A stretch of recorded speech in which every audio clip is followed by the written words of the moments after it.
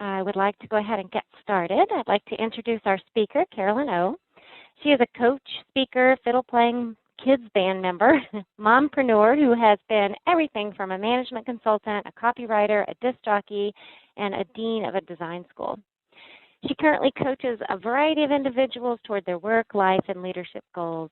She has an MBA in strategy from Indiana University and an AB with honors in comparative literature and Renaissance studies from Brown University.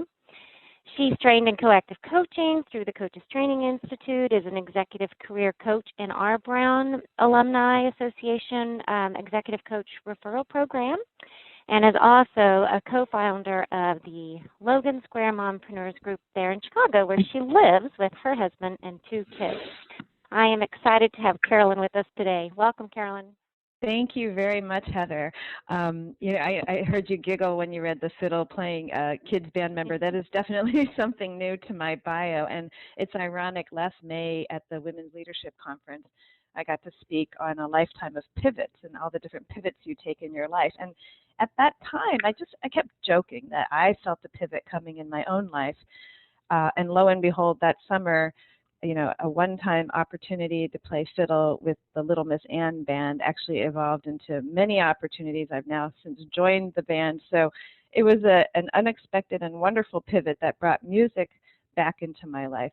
So I want to just warn everyone, it's be careful what you say, because once you start putting an idea out there, your brain actually starts figuring out ways to make it happen. And which is a nice segue to today's webinar, because one of the things that gets in the way of people claiming their career vision is really the inability to even put any requests out there related to it. So let's get going. And before I go, I wanted to just say, I hope that everyone will feel comfortable participating through the chat function today to whatever level of detail you feel that you need to.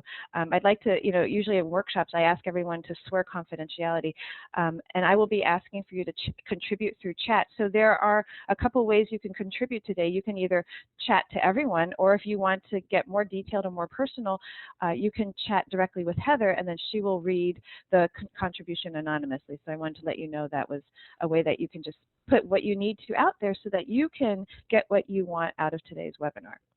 So today we're going to discuss ways in which you can claim your career vision. So first, let's set the stage and get you into the right mindset. I'd like you to take a moment to just get a glimpse and picture that career vision that you have for yourself right now. It might be, a number of different options. It might not be completely clear. That's okay. It might actually be very specific and clear, like becoming a doctor. Or it could be aspirational, President of the United States. Or your career vision could just be about a set of values or a vision that drives you, such as the vision that guides Zappos.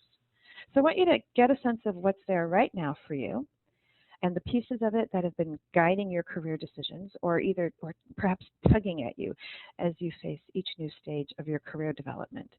And I want you to hold on to that vision for the purposes of today's webinar, so that you have a context within which to apply all the concepts that we're going to discuss today.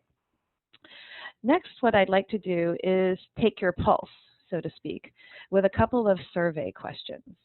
So as I read the questions and the answer options, Heather is going to launch a poll, which you're going to see in your side windows. Now, I want to say, don't overthink your answers. This poll is going to close quite quickly. I'm just wanting to take a snapshot of what's on your mind and what's on the call today. So here are the 2 questions we'd like you to answer, and the poll should be showing up on your right. So question 1, what could you ask for that would get you light years closer to your career vision? Is it more of something, more money, staff, training, or authority? Is it a balance and well-being question? Do you want flexibility, independence, better hours? Is it a communication and clarity kind of question? Do you want clearer goals, better communications, real feedback? Or is it all of the above? Or is it something even bigger or something even scarier that you've been wanting to ask? And then question 2 is, how long have you been wanting to make this request? Have you been wanting to ask this for about 0 to 6 months, half a year? Have you been wanting to make it for the past year? Have you been wanting to make this request for 1 or 2 years? Or answer D, which I have to say, there's plenty of people out there with answer D. For so long, it's embarrassing.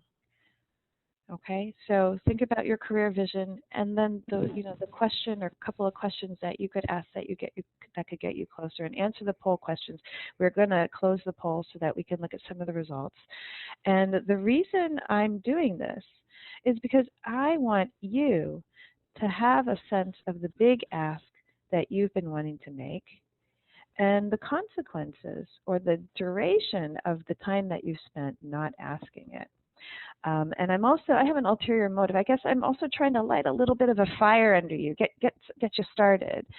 So here are the requests, here are the answers to the poll. It looks like kind of an even distribution around like the things you could ask for: more balanced communications and all of the above.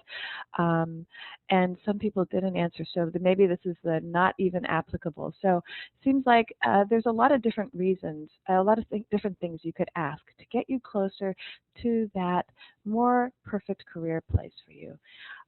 So how long have you been wanting to ask this question? It looks like for so long it's embarrassing actually won. And you know what? I'm not surprised. There are so many mechanisms that exist right now in the workplace, in society, to keep professionals, young, old, experienced, inexperienced, in a state of silence, in a state of even fear and frustration.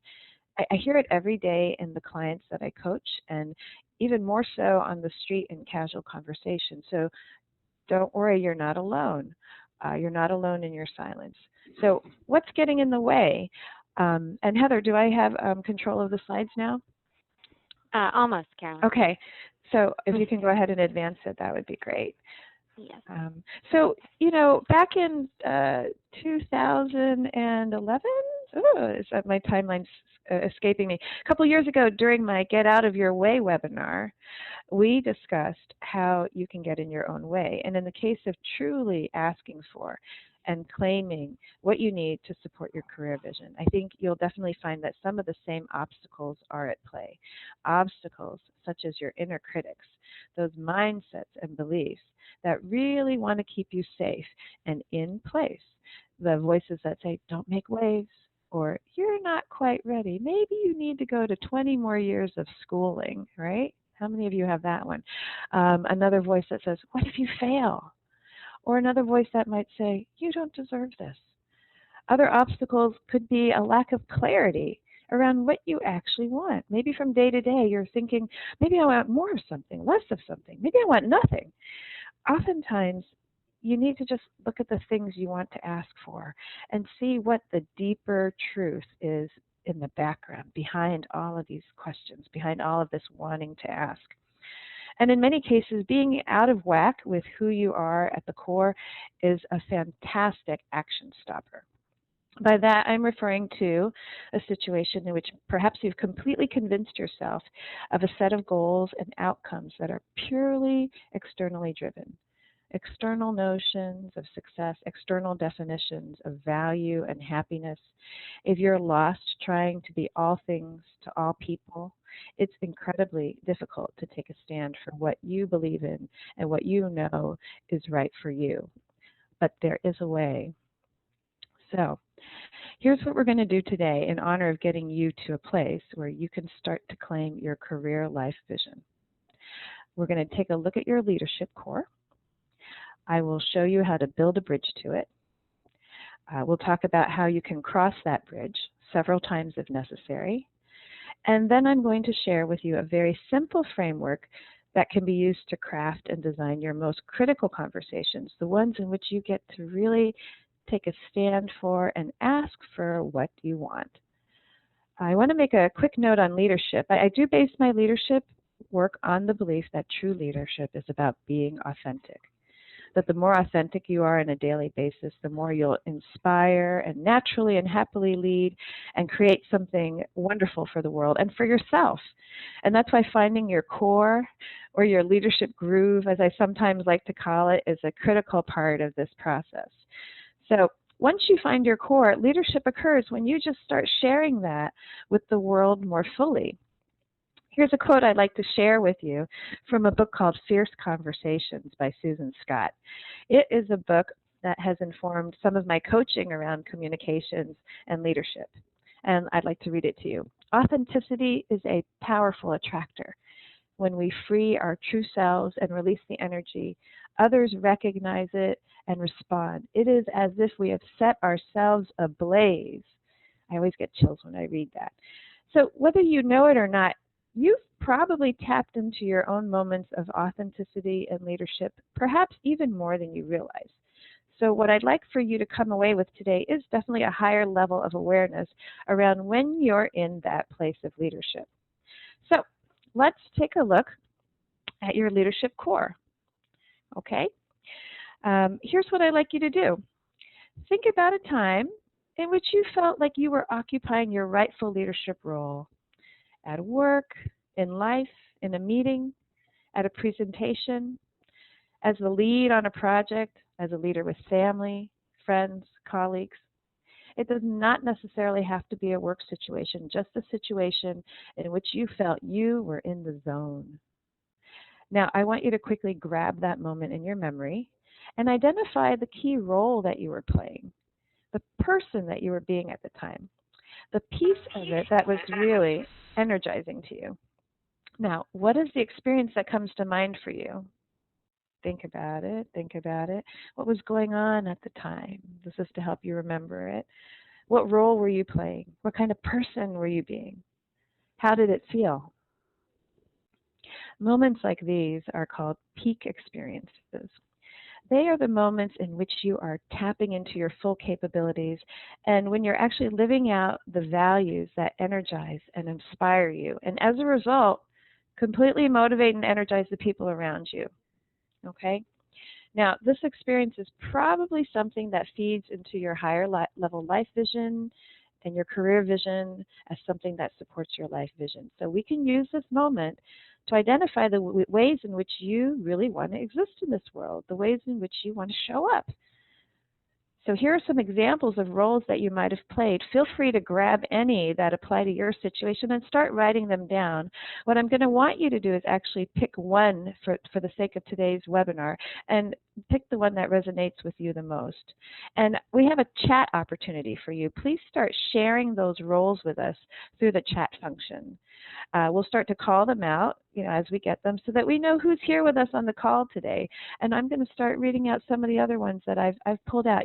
There's no need to recreate the wheel of one of these on the screen appeal to you. Grab it for the sake of today. Connector, innovator, daredevil, jester, healer, mad scientist, fire starter, straight shooter, surfer dude or surfer gal, superhero, thrill seeker. Just pick one that really resonates with you or that relates to the situation that you're thinking of in your mind. Here's another one I love, sage and guru. That's one that appeals to a lot of folks. There's this inner sage in us that really wants to get out. I'm going to guess a couple of things are coming in here, Carolyn. Okay, I'm sorry great. For interrupting. I just wanted to share a little bit.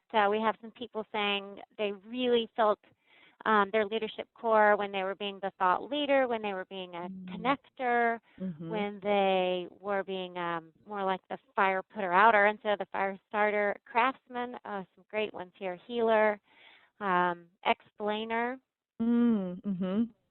See, take a look at things here. Writer, researcher. Wonderful. So welcome all of you to this call. So I really love to see who's on this call. So keep in mind, one thing I'm going to assume about this leadership energy, as we can call it, this is a part of your leadership core. It's not the whole piece of it, but it's part of your leadership core that you're going to get to tap into. And I'm going to assume that it's a piece of you that doesn't get to play or show up every day at work or perhaps in your life in general. It might be a piece of you that's reserved for vacations, volunteer events, or less risky, less exposed venues. Keep in mind that as a leader, you always get to tap into different pieces of your core and flex between them. Now, some of these roles and energies will be more comfortable than others, but all of them are ones you can continue to develop as you start to show up more and more at work and in life. Okay, so now that you've identified this piece, what What do you do with it? You build a bridge to it. Okay. Depending on your circumstances, it can be challenging just to say, oh, hey, look, I found this piece of leadership. I'm going to just put on this hat and everything will be fine. If only life were so simple, right? If only I could just give you a pill here, red pill or blue pill, and everything would change. So if that's the case for you, if it seems hard to get to that leadership energy and that leadership piece, I suggest you build a bridge to it. In Fierce Conversations, Susan Scott maintains that one of the principal jobs at hand is to build a bridge between you as a person and you as a professional. Now, what I enjoyed about this statement is that it really allows us to build our own custom bridges. So I'm using it to build a bridge from your default mode to your leadership mode. And in building this bridge, you actually get to test and cross it in a way that works for you. Now, sometimes it does help to have someone give you a little nudge or a big, big push or kick in the tushy, but that's probably why some of you are here in this webinar. So how do you build this bridge? I like to have clients run little tests, and here's an example. Let's say your default mode is to be the workhorse, the person that keeps your head down, don't make waves, who assumes, my needs are secondary. The impact of this is that a workhorse, can do really good stuff, but sometimes they can receive very little acknowledgement, or sometimes they'll have no voice or say in what happens, in essence becoming somewhat invisible, right? So now let's say you've picked a leadership energy called Oprah. The you exist, what you do is big energy. And I want to say a friend of mine is actually working at Oprah's studios right now, and she passed Oprah in the hallway and just did a little early morning, oh, hello, how are you? Nice to see you. And Oprah said, so good to see you. So Oprah, big. This is a big leadership energy. And an assumption behind the Oprah energy is, without me, this project falls to pieces. So when you put on that hat or put on that energy, the impact of what you do, often you can then be put in charge of a team. You can soon become the go-to person for solutions. You might be promoted without question to the next level. But how do you get from workhorse to Oprah? Run some little tests. And I'm not going to read all of these, but a couple of examples. Sometimes it's actually very useful to blurt your opinion at a meeting. Just blurt your opinion. Because what happens in many cases is you spend a lot of time crafting the perfect response or solution to a challenge, and by the time you've crafted it in your head, the opportunity is long gone. So next time I suggest, if you're the silent one who's always like, oh, I should have said what I was thinking, blurt. Practice the art of blurting. Or if that's a little nerve-wracking, perhaps you can privately share your concerns with some key players in a one-on-one setting. And then as you get more and more comfortable with your little test, schedule something bigger. Now, I want to comment quickly on this example. There is a lot of you out there who think you're bad at public speaking.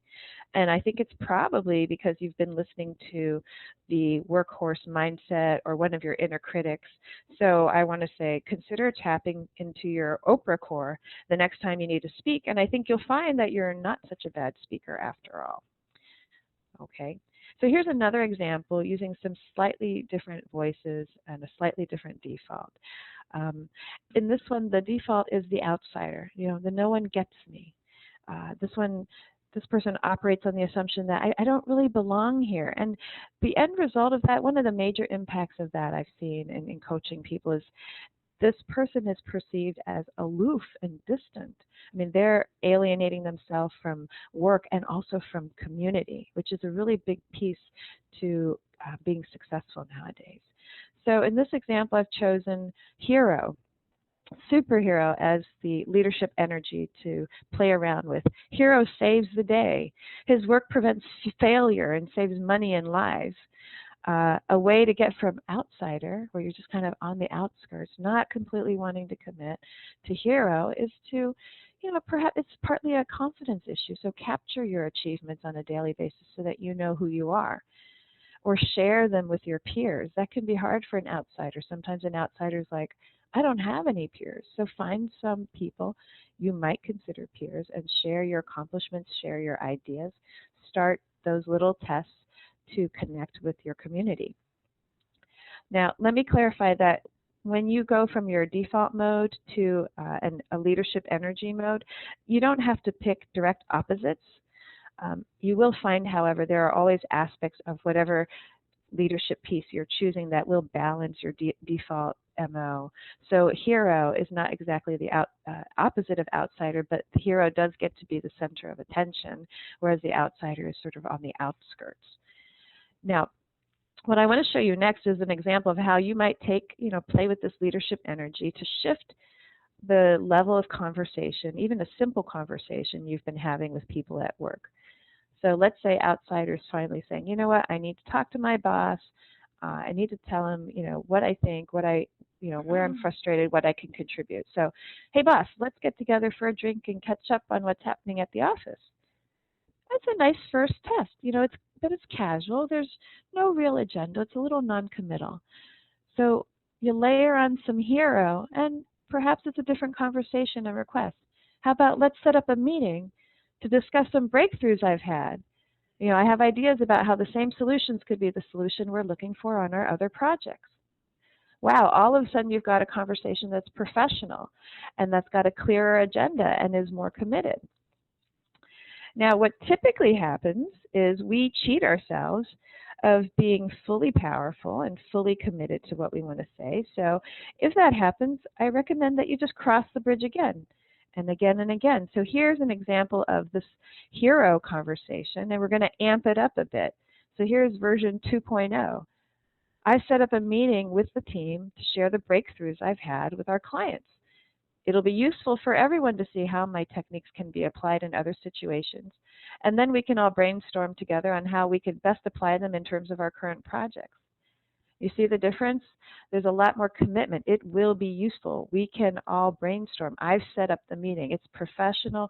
There's a dynamic agenda. There's going to be collaboration and brainstorming. And the person delivering this is powerfully committed. So these are simple examples of what you can do with this leadership energy to amp up the conversation that you're having in the workplace, in the home situation, in any situation, in all the relationships you have in the world. And I want you to remember, you can decide to stay in the land of little tests. You just have to be conscious of what's at stake if you decide to stay there. It's very likely your success and your satisfaction and your ability to take up space in the world. So at this point, you might be thinking, well, that's a nice way to modify some of the simple, tactical daily conversations I need to have. But how can I have the very big conversation that I've been wanting to have for so long? It's embarrassing, right? I think about 18 or 20% of the folks on this call selected that as the answer. That's for so long, it's embarrassing. So the following is a framework that has been used for conversations with supervisors, for feedback situations with employers and employees, for communications with husbands, wives, business partners. It's a very flexible one that can be used in a multitude of ways. And so here's what you do. Your first paragraph is always going to be about the facts. What's been happening? Something like, this past year, I've managed 5 high-revenue projects, traveled nonstop, delivered amazing results, and I've been promoted. Okay. The next paragraph is the impact, the consequences.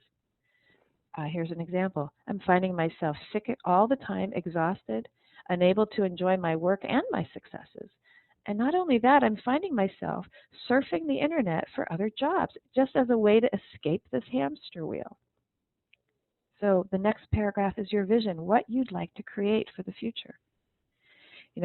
I truly want to stay here long term and continue to be a contributing member of this company. However, I'd like to do it in a way that does not guarantee I'm going to an early grave. Now, the fourth paragraph is an open-ended, collaboration-inducing question. It's not what you want. It's something like, how can you support me in that? How can we do this together?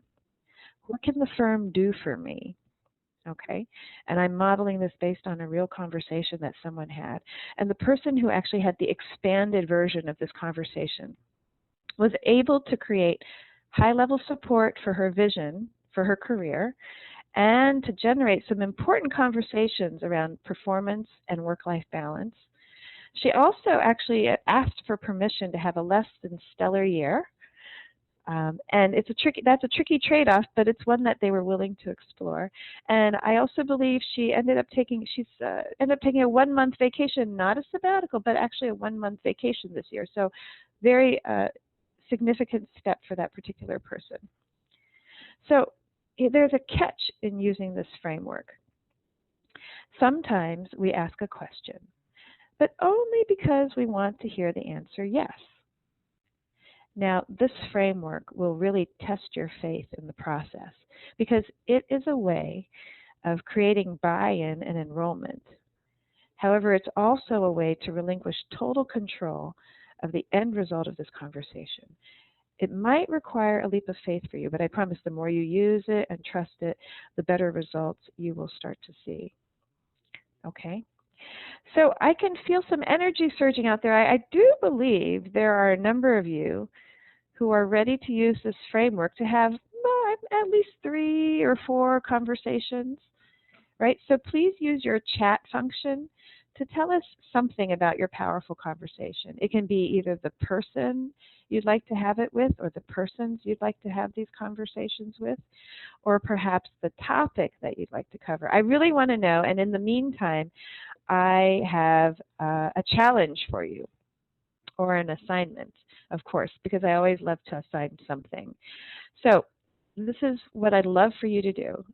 After this call, before you go on to like check your email or do something else, before you lose the learnings from today's call, I'd love for you to script briefly or even bullet point the powerful conversation you most want to have using the framework that we've just learned, and also tapping into the leadership energy that you've identified today for yourself.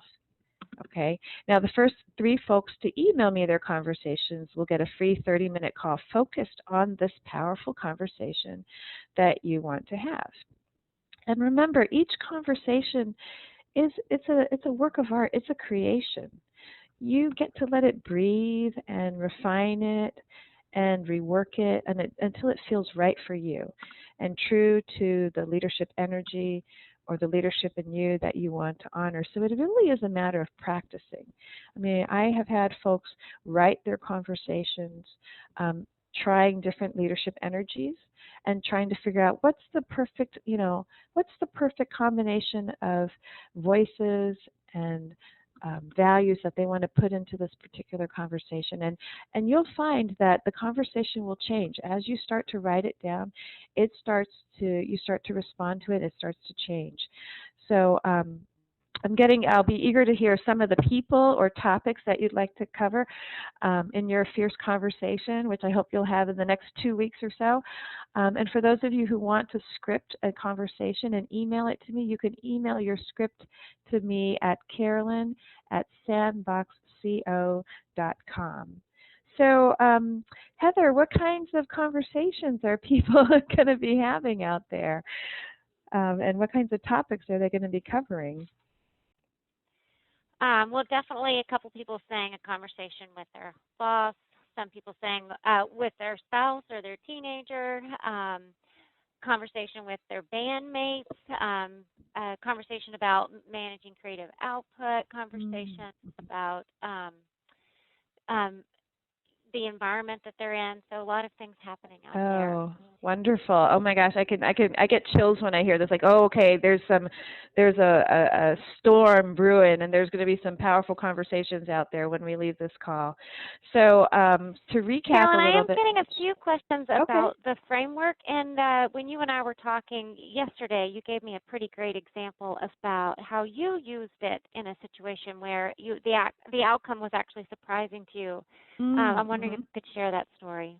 Oh, okay. So, and actually, let me go back to the framework. So as I talk through it, people can relate it to it. So I actually used this framework many years ago, about 4 or 5 years ago.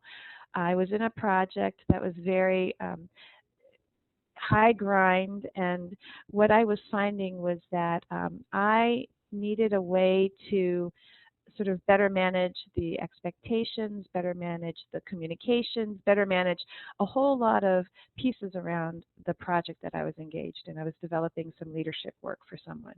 And so as I wrote this letter, it started to change. At first, I thought that the vision I was creating was that I would just want, better communications, different kinds of acknowledgement, more resources, a different timeline for the project. And as I wrote it over and over again, what I realized was that I actually wanted to exit the project gracefully without jeopardizing the project. I wanted to fulfill on my piece as much as possible, but I needed to let them know I needed to exit within a certain amount of time. And that was very surprising to me. So, and that is the great value of this framework. As you write it and actually practice saying it, it's going to change on you, because there's a piece of you that's going to want to start coming out that it actually helped me stake a claim for what I believed in. So it was actually a very, I guess it was a somewhat abusive situation that I needed to get out of. So does that help? Any other? Yes. Okay. So let's recap a little bit. We've covered a lot of ground today, and I wanted to, go through these pieces, and as I do, start thinking about any questions you might have about how you can use these techniques and tools to both tap into your leadership core and then use it to make that powerful ask. So we talked about how to find your leadership core, but through using peak experiences. So if you have any questions about how to tap into it or how to know when it's a leadership piece versus a default piece, let me know those questions. We talked about building a bridge and crossing it. Let me know if you're clear on what it looks like to cross the bridge or ways to create little tests. And then we talked about this framework. Let me know if you have any questions about the individual pieces of the framework and what each component should cover. One thing I do want to say about the framework is it should go in that order. That order is for a particular purpose. So what kind of questions are we getting out there, Heather? All right, Okay. I'm trying to scroll through them all. A couple Okay. of questions about I think we'll just I'm trying to put them in order here. So in terms of the leadership core, a couple of questions about, what if you feel like you have quite a few? What if you, are having trouble identifying your leadership core? So maybe you can give some more examples and maybe tools for identifying that. Okay, so actually, there's a tool that we very rarely use, and it's called asking others, right? And it's so simple, and it's right in front of you. So oftentimes it's hard for us to see our own leadership qualities. So something I have a lot of clients do is send a survey or even just have conversations with people they've worked with, people they've gone to school with, people they've volunteered with, and even with family. And it's amazing, when usually we start by having you list what you think what your leadership lies in. And it's amazing what comes back to you when you put the question out there. There's a tremendous amount of support and love for people. And yet we hate to tap into the people around us, but they really do know us best. So if you're having trouble figuring out who you are as a leader, then ask someone else what they think. I think that's the simplest thing that you can do. Or just getting another sounding board. Sometimes even a stranger, at a cafe who gets into a conversation with you might reveal something about you that you don't know. The other question was sort of what if you have a lot of pieces, and that's going to happen. Leadership isn't just about being one type of leader. There are all those leadership traits out there, and the truth is leaders know when to flex between different styles of leadership. So if you're finding that there's a lot of different leadership energies out there that are working for you, put them all down and explore them. One technique I recommend with clients is to write down each different leadership energy or concept on a piece of paper, fold it up, put it in a jar, and perhaps on a weekly, or some people will do it daily, on a weekly or daily basis, pull out one of those pieces and say, okay, today I'm going to see how many times I can be this kind of leader. And that's actually another way of running a little test. You actually get to try, being in a meeting as Oprah, which could be kind of fun, or being in a meeting as, some people go the opposite. You know what, today I'm going to be very quiet today because I'm always talking. So being very quiet sometimes, being the listener instead of the showman can often be very revealing. So no matter what, running these little tests will allow you to get real feedback from the world so that you can start to refine your understanding of who you are at the core. Any other questions out there?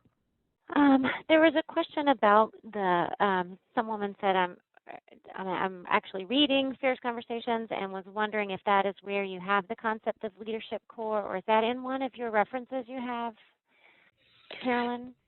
You know what? It's more a general notion.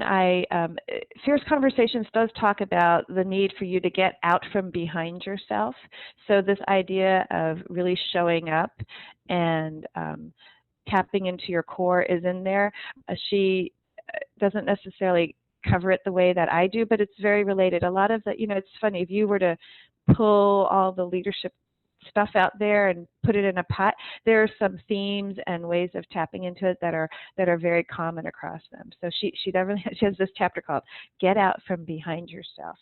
So that's this piece about there being this surface you and then this surface truth and ground truth, and you needing to step out from behind the cover. So. That led to a couple of other questions around sort of being a leader, and then, taking that idea of leadership cores and your idea of having fierce conversations and maybe linking the two aspects a little bit more, the concepts of you have this leadership core, but the sort of need to have conversations. Can you talk a little bit about that?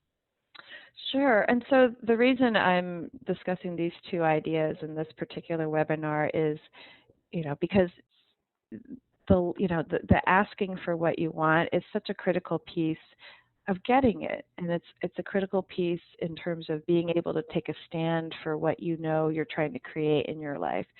So tapping into leadership versus tapping into your default way of being is a great way to get you out of your normal mindset. So, if you typically are a workhorse and you don't want to make waves, when are you ever going to ask for even some of the simple things that you need? Like, hey, you know what?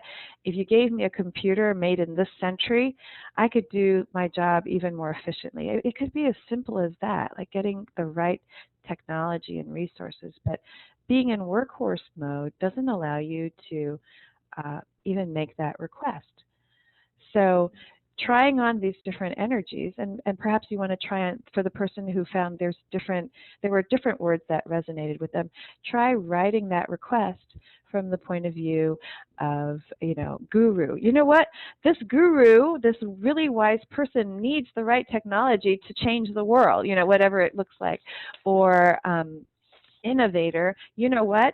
I'm really good at technology, but my computer cannot keep up with me. If you would bring my technology up to speed with the way I think, we'll have more solutions. So the request starts to change when you start layering on this leadership piece over it. And it's not going to be comfortable. I mean, that's the thing. It's not going to be comfortable, but you got to practice it and try it. If you don't try it, you'll never be able to wear it comfortably. Okay. I'm sorry, Carolyn. I'm reading. There's lots of questions coming in, and I'm trying to put them into some groups here. There's several questions about using the framework, and they're sort of coming in two waves, and also sort of tapping into your leadership core and using the framework in terms of if you're in a new situation, like if you're interviewing for a new job or you're in a new position, when do you test it out? What's your sort of parameters for testing it out? I do this. I do this sort of like tug meter. If it's something that is like a persistent complaint. Like if there's a need or a request that just keeps running in your over and over and over in your mind, I think that's something worth exploring. So the piece about it is, and I'm trying to come up with an example off the top of my head. So someone who was in a new role, um, at a new company, was immediately finding that their boss was sort of absent, not communicative, always off doing, sort of selling the business, but not really managing the team. So there was this huge disconnect. And so, when you're new, you want to be able to perform, right? So this was a daily, nagging thought. Oh my God, I don't know. Nobody knows what to do. Oh my God, nobody knows what to do. What do we do? So I think that if you have this thought, every single day or every other day, and it's interfering with your ability to be successful in your workplace, it's appropriate to craft this conversation. Now, you may want to do it in little stages, right? You may want to put this conversation out there in bits and pieces, or you may want to do it all at once. But you know what? The consequence of saying to your boss, you know what? I had, here's what I've been doing, and what you've told me is that you'd like me to accomplish this. So what I would like from you is this kind of information so that I can keep giving you what you want. I mean, it could be something as simple as that. And what's a boss going to say? How dare you tell me, talk to me about how to be more effective?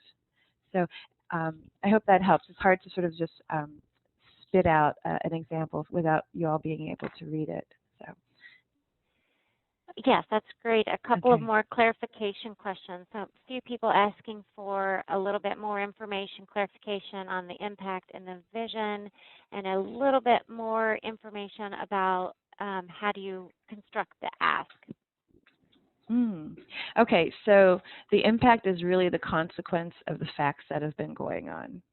So if it's been a lack of communication, the consequence is you don't know you don't know what to do.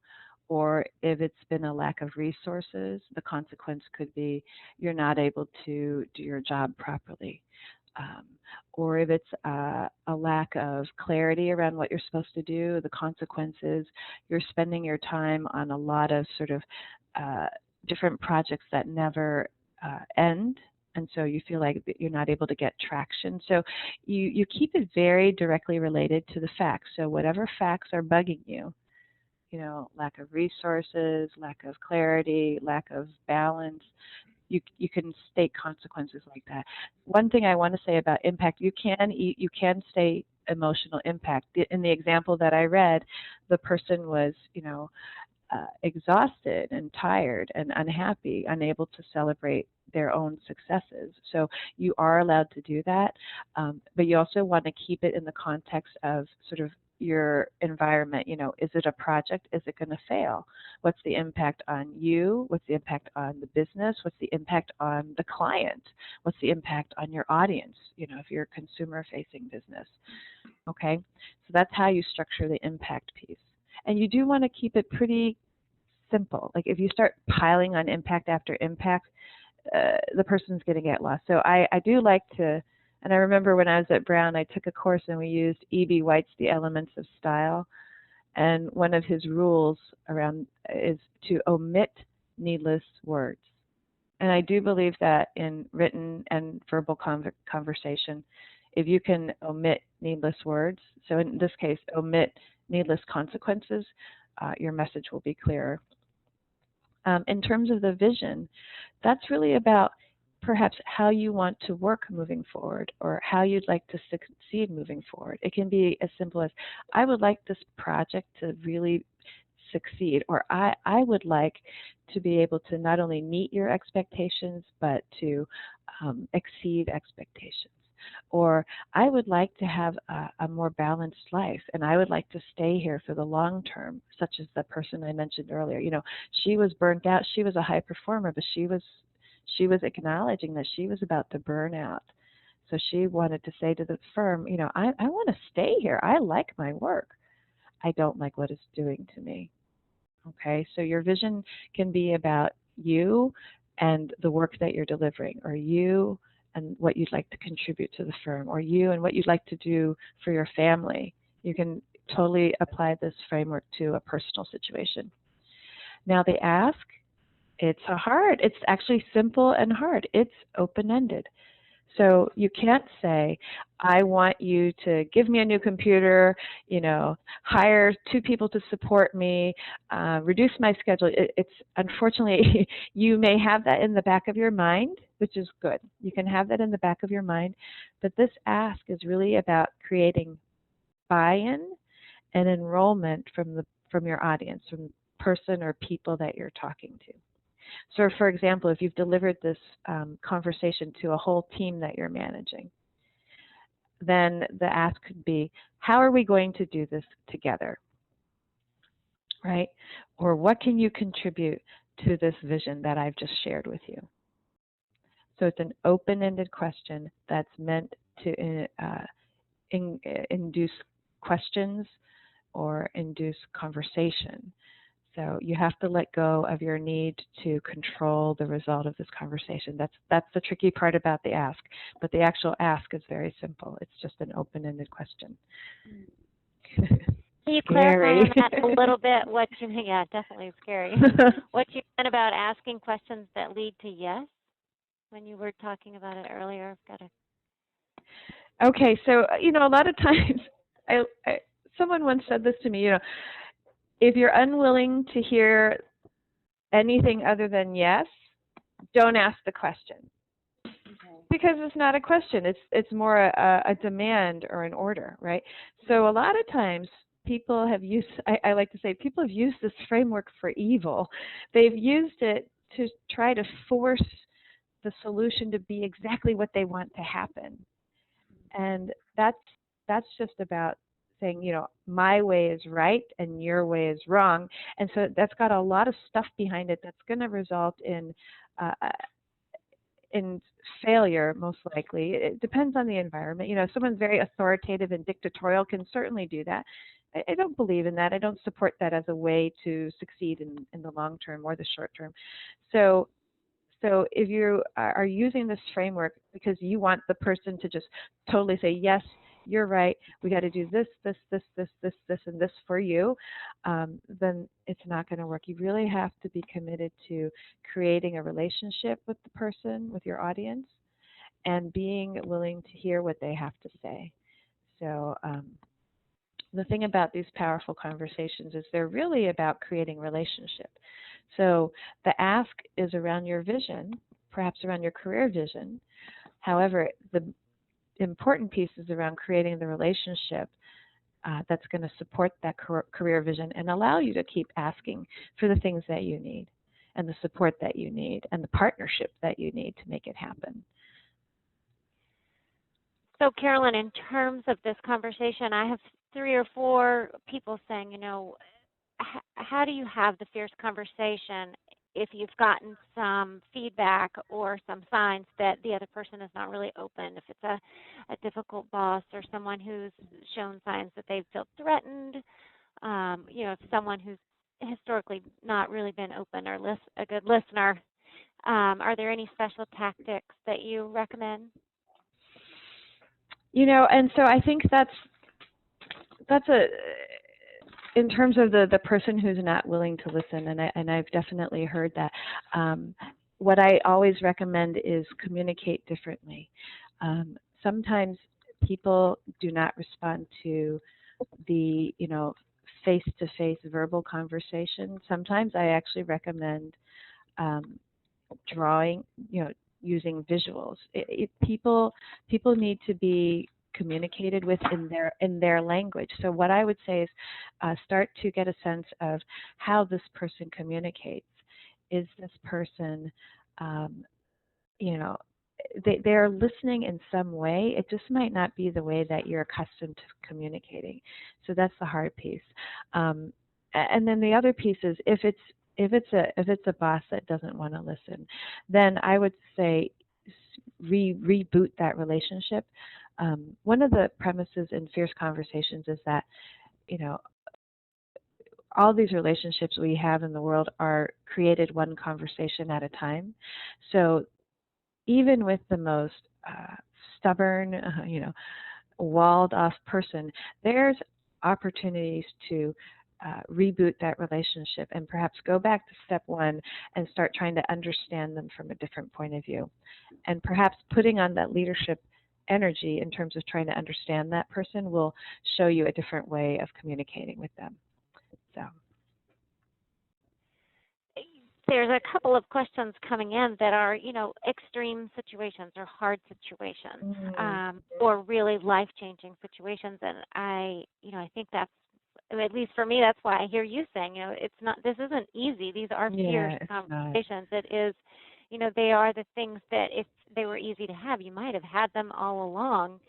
So I just sort of want to acknowledge the people out there that I am seeing several of those questions. So one, you're not alone, and two, I think that's why we've asked Carolyn, and Carolyn really wanted to share some of this information.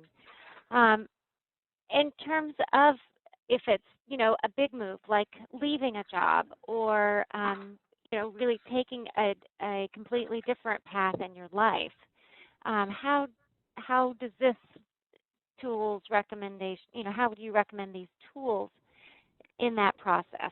How have you seen them be helpful? How do you recommend? In terms of the big change, well, what I really want to say is write these conversations down.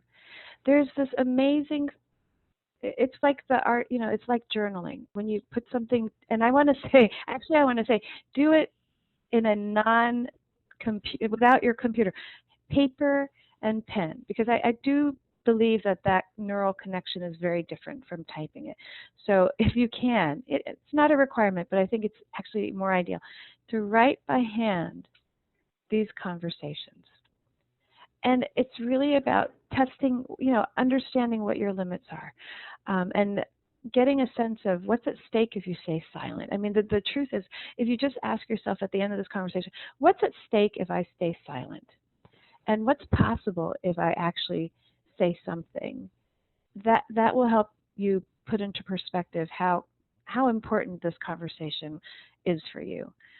But I really say, write it. Like get to know yourself through writing it, so that you can slowly craft the one that's going to work for you. And I want to say, you know what? It's not a guaranteed success. People have used this and failed the first time, and then they use it again and they succeed. So it's a practice. So that's why I do always say to people, you got to practice. So you may want to try little tests. Maybe instead of doing that most fierce conversation you want to have, try a simpler one that you also need to have, but that's not as risky. So practice it in that regard and see who you are when you deliver these words. Okay. And Carolyn, that brings back the other part of this, which is tapping into what feels strong, what is your best place, your leadership core. One of the people sent a note saying bridge or bridges. We may have, and you say cross it and cross it again. There may be other energies that you're not tapping into, so that's part of your process. It is part of the process, is to find the ones, it's really about self-awareness, self-understanding. Like the more you know about yourself, the more you can tap into it. So it's a process. It's a daily practice, and even 5 minutes of being very aware of these ideas and concepts. 5 minutes a day will get you much closer than nothing. I think there's research out there that says even 5 minutes of even meditation a day has significant results. So I want to say 5 minutes with spending time with your leadership energy every day, whichever ones they are, will get you closer to them and will allow you to play with them on a daily basis. Bring them into the meetings with you. Bring them into conversations with the most important people in your life. Bring them into conversations with strangers if that's an easier way to start. So.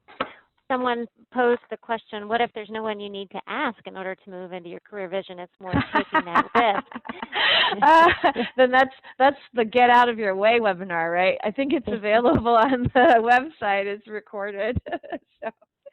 So I hope I see some scripts. I would love to read some scripts and have some conversations with those of you. It sounds like there's some really big conversations that want and need to happen. So I look forward to seeing those. Well, you have given us a lot of great information. I think there's a lot of questions that keep coming in. I have captured the questions, and Okay. we'll do what we can to get to any that we didn't really cover. But I am noticing the time, and I wonder if some of the resources that you have might also help people with answering these questions. Yes, sir. This is a sampling of some of my favorite books and blogs. And so there's some, in terms of leadership and exploring who you are, Leadership from the Inside Out is a really lovely, lovely book, and it actually has a lot of activities and exercises so you can go through the book and do them to get a sense of who you are, and it starts with who you are at the core and sort of works its way out. What I love about the book Linchpin is that Seth Godin really takes a look at how you can be indispensable. He describes this linchpin role in the workplace as the person who can sort of pull from a variety of resources and disciplines and create these amazingly innovative solutions, someone who's the go-to person, the thought leader, the knowledge holder. And I love this book because I think in particular it appeals to the liberal arts individuals. So many Brown alum can do anything, right? So what is a person who can do anything? How does a person who can do anything make themselves indispensable within their work context? So I love that book for that purpose. And then the blogs that are related, the Delivering Happiness blog, just creative. And if you haven't read the book Delivering Happiness by the Zappos CEO, it's a wonderful way to see that there isn't this one single way to find the answer for you or for your company. Tony Hsieh did some things that would be frowned upon, took some leaps of faith. So a wonderful and well-written and funny book that I think is very inspiring, and also the related blogs over there. So any of these, but there's just so many books out there. I can't even keep up. So any of these will work. But I also want to say, just start by having a conversation with someone whom can support you, a mentor, a close friend, former boss who really has always been supportive of you. Start by getting that feedback from a live person, and I think that will do wonders for you. Okay. Carolyn, you have been great with sharing some information with us today. I've got a lot of people saying thank you. Thank you to the audience. Yeah. Thanks to the audience for filling out my survey. It is anonymous, and I do appreciate it. A couple of final remarks. As I said, this is recorded, and the recording has all of the slides on it, so that will be available for anyone to see. I have to thank Caroline. She's actually made me now addicted to the Seth Godin blog. It's wasting a lot of my time. We appreciate your participation today. I want to let you know that if you're in the middle of career development or career search or questions, it's always a part of our career life. Even if we're satisfied in our position, there's ways to always stay connected and be part of the Brown Network. If you're evaluating a little bit where you are, we have some assessment tools. We have the coaching program. If you're thinking of moves, we have a research tool. If you want to look at what's out there, we have a great alumni-to-alumni job board. I think as of today at 600 active jobs. We have a wonderful internal Brown network with Brunette, where your fellow alums have said, yes, I would love to connect with other alums, current students. And our LinkedIn group, just our general BAA group, has, I think, 12,000 now, plus there's lots of subgroups. So We've tried to provide a few resources for you, and including our webinar series, and it will continue. The resource for today was Carolyn Ou and her great information, and if you'd like to keep connecting with her, there is her information. If you want to check out any of our tools, there is our website, our Facebook, the Brown Alumni Facebook page, where we're going to have a career section on 1 day a week, plus we have our Twitter feed where we post jobs and great articles. We do have 2 more scheduled webinars. We have one on April 26th about diversity in the workplace and some of the changes that have really happened, and that's generational changes and, as it's been a hot topic over the past year, over the cultural changes, and Joel Murkson's going to talk about that. She's just a great speaker. And then for all the inquiries we get about from our young alums especially, but alums in general who are maybe looking at a career change or going back to med school or looking at just the medical career, Valerie Parkus, who's the Associate Dean of Admissions and in medicine and a graduate of Brown and Brown Med School, will talk to us on May 3rd. Thank all of you for attending. Carolyn, thank you again for today, and I hope you all have a great weekend.